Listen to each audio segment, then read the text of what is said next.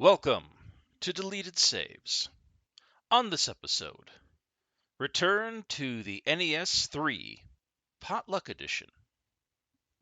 The Oxford Dictionary defines the word potluck as, quote, used in reference to a situation in which one must take a chance that whatever is available will prove to be good or acceptable, end quote. How does that affect us with today's episode, dear listeners? There are always games on every system, every console generation, or within every collection of games that we just sort of have. They may fit a theme, or a type of game that we like, or a genre. Or, like this collection of NES games I'll be looking back at, they are just wildcards in the deck. Or in this case, my personal historic console library. These games are not always great, nor are they terrible as far as I'm concerned. But they are games I spent an inordinate amount of time on compared to other more popular titles, series, infamous names or divisions of this hobby. Even I don't always know why. It just happened. A few are beloved classics of both arcade and home port.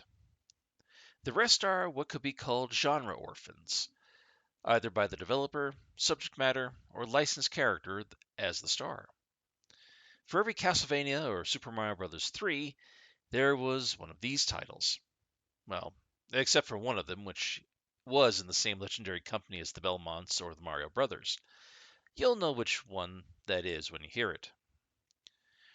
The rest are that potluck definition, a blind hope that what was on offer would prove good or acceptable. Were they in the end? One never knows until one tries.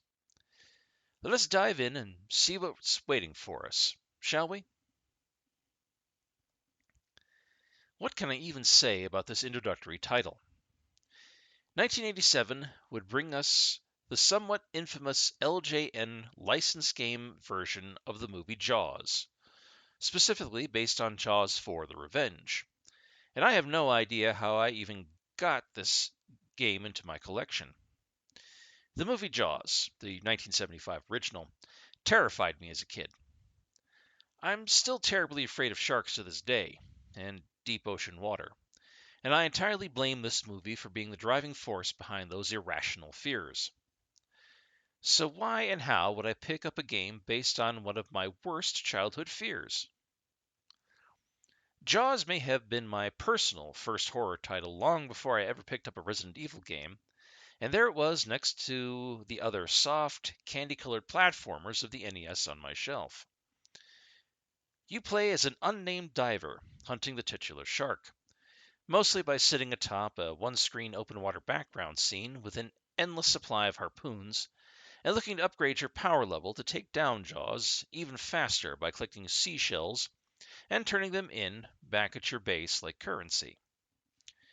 Every so often, you gain access to a bomb-tossing mini-submarine or a bonus level where you drop mines on dancing jellyfish from a seaplane across a very small map of several items in maybe southern Florida. Any creature in this 8-bit ocean, from jellyfish to normal sharks to manta rays, all of which can instantaneously phase into existence from almost any direction, kills upon contact. So the goal of the game quickly becomes playing keep away with your pixelated diver for as long as humanly possible. When you are finally strong enough to kill Jaws and drive the Megalodon to 0 health, then the final scene plays out. You will have 3 opportunities to stab Jaws with the prow of your sailing yacht, and if you fail, it's back to hunting Jaws across the ocean again until you can lower his health and retry the final scene. There's not much of an ending to this game. Jaws sinks beneath the ocean floor to bleed out, and credits roll. It's really very anticlimactic if you think about it. It makes me wonder why I was even scared of the cinematic shark after all. But again, how did it end up with this game? I must have either saved up my chore money to buy a copy from KB Toys back when they sold games behind the sales counter, and back when they existed, of course, or I may have asked for it for birthday or Christmas. As to why, I really don't know.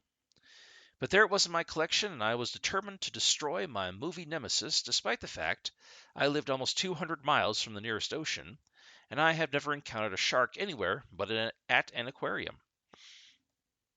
And I succeeded in my goal after spending way too much time on this game. Deep ocean water and sharks still freak me out. And I still don't watch the Jaws movies, mostly because the sequels aren't very good. But as far as the video game version of the cinema's most waterlogged villains, I proved to be the superior predator in the NES Ocean.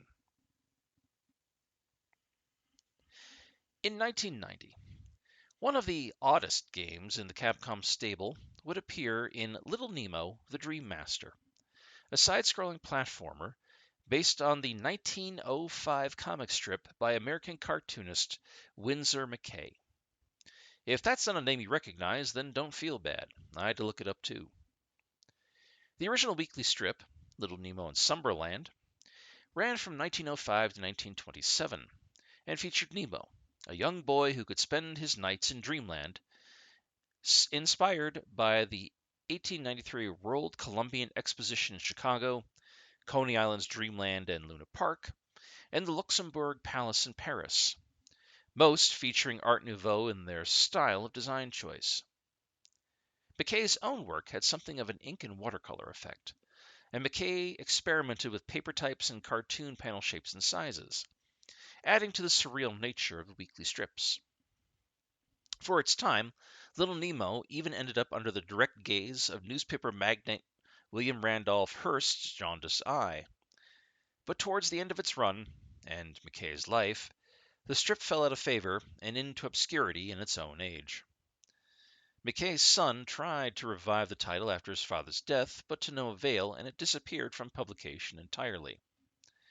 Now, did any of this advanced cartoon dreamlike architecture translate over to the Capcom version? Nope, not at all. What we got instead was a young boy leaping generic circus and jungle platform gaps and flinging huge candies at various Slumberland animals in the hopes of either taming them or transforming them while collecting stage keys on the way to defeating the Nightmare King and saving the rightful king of Slumberland. Now, that isn't as bad as it sounds. This game was drenched in a certain experimental era of Capcom aesthetic, one familiar to people who played any of the early Mega Man games, or perhaps DuckTales or Chip and Dale Rescue Rangers, aspects of each finding their way into Little Nemo. It was those commonalities and the safe, soft pastel color palette that drew me to this title, and for me the brand recognition of it being a Capcom game, so it had to be good. Journalistic outfits at the time highly praised Little Nemo for its graphics and gameplay, although more current retro reviews have been harsher, citing uneven difficulty and awkwardness or disadvantage around riding the animals around the stages. I don't agree that the game was that hard, but it was one of those games where I just fell off the title even after extended hours of play, and I never completed it. This is also the second title I have gone back to review in as many weeks based on a bizarrely old comic strip license, the previous one being Fester's Quest. Should that affect your impression of Little Nemo: The Dream Master if you decide to try it on your own? Of course not. While it was good enough Capcom game for the NES days mechanically, the subject matter makes the game feel out of time with the world into which the game debuted. Even for 1990, which itself feels like a life age ago at this point. It remains an oddball retro title, an only child from a company known for producing series after series with multiple offspring within their own ecosystems. Try it if you want. Just don't be surprised if you find yourself at odds about what you think of it in the end. The year was 1988, and one of the must-have NES titles was our next entry, Ninja Gaiden. You've probably played this game or one of its offspring by now, so recommending it comes without question. Based on the arcade game of the same name, and the rising popularity and the terminology of these shadowy assassins in America, this action platformer stars Ryu Hayabusa, ninja in training, who gets his American Ninja Warrior on when he gets a letter from his father Ken, after Ken supposedly dies in a duel while searching for two demonic statues that could, if reunited, in the world. While Ryu arrives in the States, he runs into a CIA agent named Foster, who begins to unravel a convoluted tale where the statues were found in a temple in the Amazon. And as Ryu kills his way to whoever is responsible for his father's death, Ryu learns that his dad is not dead, but under mind control. The scientist he was sent to find gets killed. His dad eventually gets killed. The person trying to reunite the statues, Jakiro, is killed. The demon appears, and Ryu kills the demon. Foster orders Ryu killed by a woman Ryu met along the way named Irene Liu, but she refuses and falls into Ryu's arms deeply in love, and the two watch the sun set together. The plot of this game runs full speed ahead, like a freight train being driven by a drunken engineer, practically flying off the rails into a spectacular mess. But this game was never about the plot. Ninja Gaiden is broken up to 6 broad acts containing and comprised of 20 total levels of play. I'm pretty sure I got to the 3rd level of the first act before I called it quits, or died enough times to get sick of having to restart entire levels. Look, I'm really bad at platformers, you don't understand. Now, I get why this game is such a well-loved and regarded series of games. Upon its release, it received phenomenal reviews from most game review outlets, sold gangbuster numbers in its thousands in the US alone, and guaranteed a long-running franchise full of spin-offs and mainline entries. I even owned the Worlds of Power novelization of Ninja Gaiden, which back then when I read it as a kid, it wasn't a good book. It read more like a Cliff's Notes version of a technical manual for how to write baby's first novel, or perhaps one of those 4 idiots guides that were popular for a while. The gameplay of Ninja Gaiden was tight, technical, and responsive, and built for speed. And for me, it was crushingly difficult. The issue is I'm built for slow, and this kind of gameplay loop is not for me. Try though I might, I could never get far into this game before running out of health and having to retry an entire level. I never learned half of what the power-ups did, and I quickly realized this game just wasn't for me. However, despite my ineptitude at the game, Ninja Gaiden is certainly one of those landmark titles of the NES that belongs right up there with Super Mario and other luminaries of the console. Just don't ask me to try and play it again. 1988 would see the home console release of a popular 1985 arcade classic, Paperboy. You play the titular Paperboy, hurling newspapers at subscribers' homes across 7 levels corresponding to each day of the week. The goal is to get the papers in the mailboxes or on the porches without being struck down by any obstacles, such as cars, dogs, skateboarders, or the literal Grim Reaper himself, all of which can be halted by a well-thrown paper of your own. Doing a good job nets you more subscribers. Doing poorly causes subscribers to cancel. The game ends when you run out of lives, run out of subscribers, or if you complete all 7 days and the training course at the end of each level. This is a short and fairly shallow game, a great quarter muncher back of the 1980s, brought home to be a party game or a quick play for busy players looking to emulate the arcade experience. I spent way too much time playing this short title over and over again, slowly perfecting my paper tossing technique until I was able to expertly dodge death while delivering the daily news. Back when that sort of thing mattered, or was culturally relevant, before the death of print and independent media. The arcade cabinet was the top grossing game of 1985 in the US, and cabinets in Japan were in the top 5 for 1985. Ports came thick and fast, not only to the NES, but also to the ZX Spectrum, Commodore 64, Amstrad, CPC, and others. Reviews of the time ranked it above average, but more modern ports have suffered for trying to get it running on more modern consoles and PCs. But regardless, I spent many gaming hours when not otherwise playing other titles, enthralled by this blunt, chunky pixel masterpiece about a dismal childhood job just to earn pocket change, while demanding your $2 from deadbeat subscribers who somehow just couldn't find their wallets, or remember that the newspaper business was still based in capitalism and that the news did not come for free, like the constitutional rights subscribers thought it was. Or at least that's what I witnessed. If you need a quick title to play in and among life's responsibilities and can emulate it, this is definitely one to keep at hand.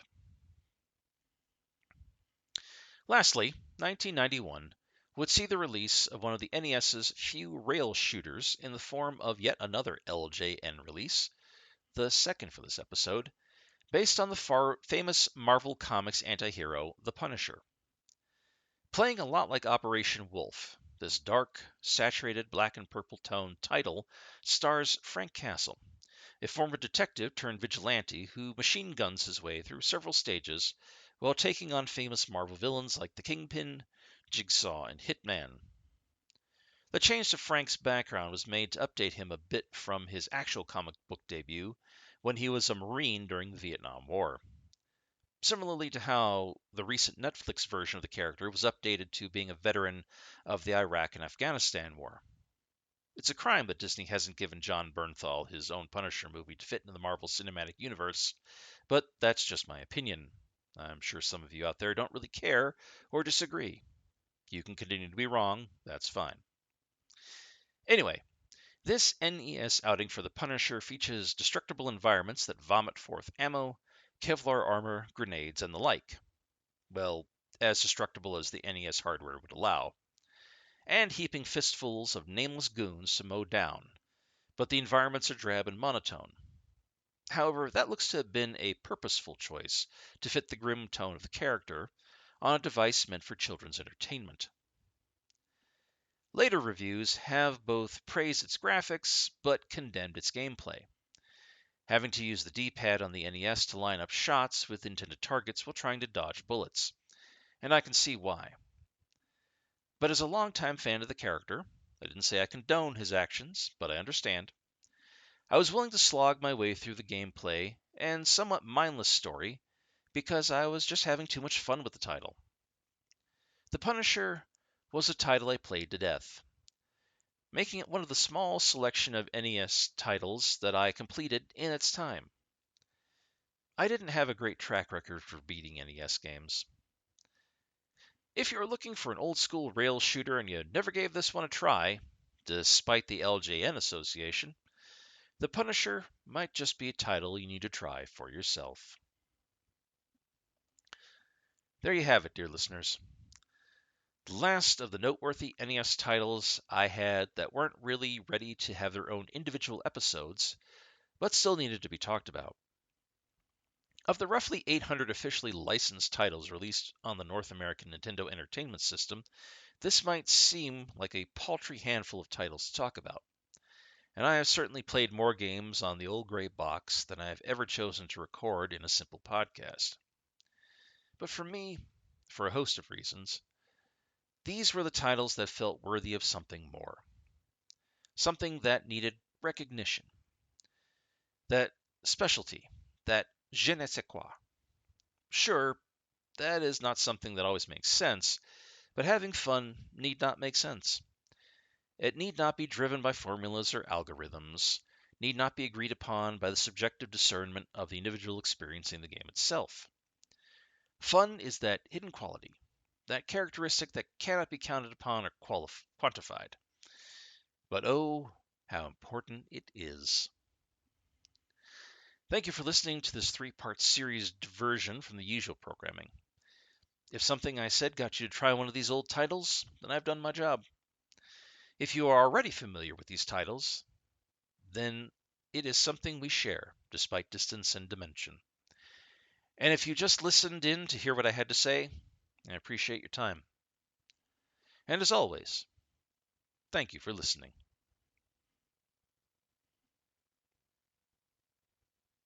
Deleted Saves would like to thank Brad, Keith Casper, Mass Lama, Martin Cabell, and the many listeners and supporters for being patrons and fans of the show.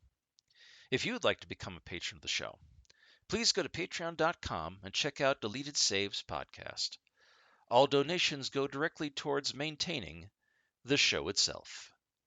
Thank you.